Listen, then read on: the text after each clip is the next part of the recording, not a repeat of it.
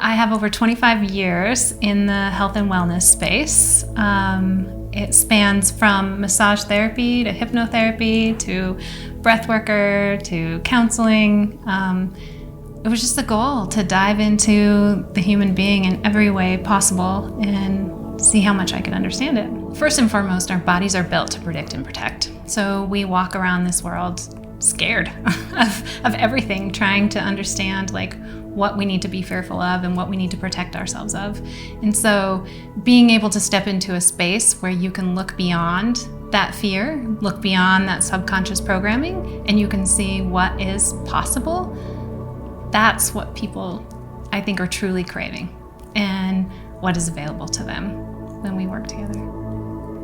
At Spiritus, we don't just look at a one-stop shop. It's not about talk therapy. It's not about this magic bullet that's going to fix things. It's about taking all aspects of you, pulling in all the tools that you possibly can to realize that you can self-resource. So we use things like breathwork that allow you to tap into an altered state of consciousness, because sometimes just talking about something consistently doesn't move you beyond that thing. And when you're able to tap out of that subconscious programming and see what is possible beyond that, breathwork can get you there. And you can process it through your body rather than having to just go over that same story in your mind consistently.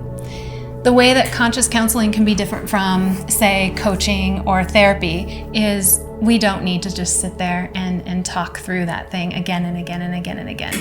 We can actually identify the constraint, the story, the limiting belief, whatever you're carrying and holding, and then we can use different things like hypnotherapy or breathwork or somatic therapy, where you actually embody that thing. So you're not just talking about it, but you're feeling it, you're sensing it, you're processing it on a whole other level that makes it that much more powerful.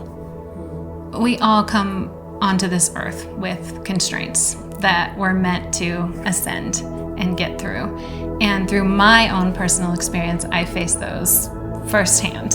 And I knew that there were certain things that did not work for me.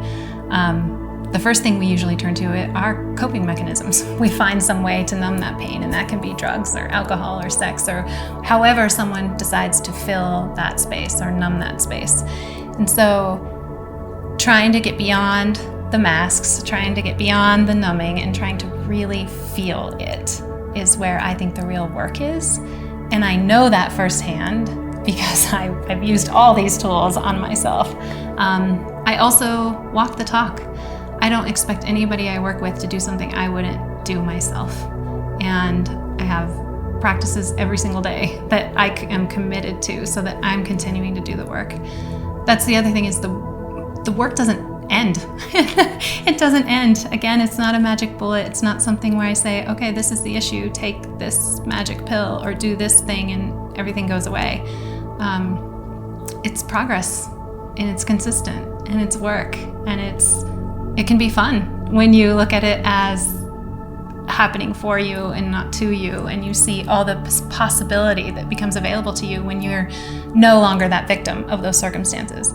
But you can identify them, you can see them, you can move through them, and simply just be with them. You don't have to fight them, you don't have to understand them. It's,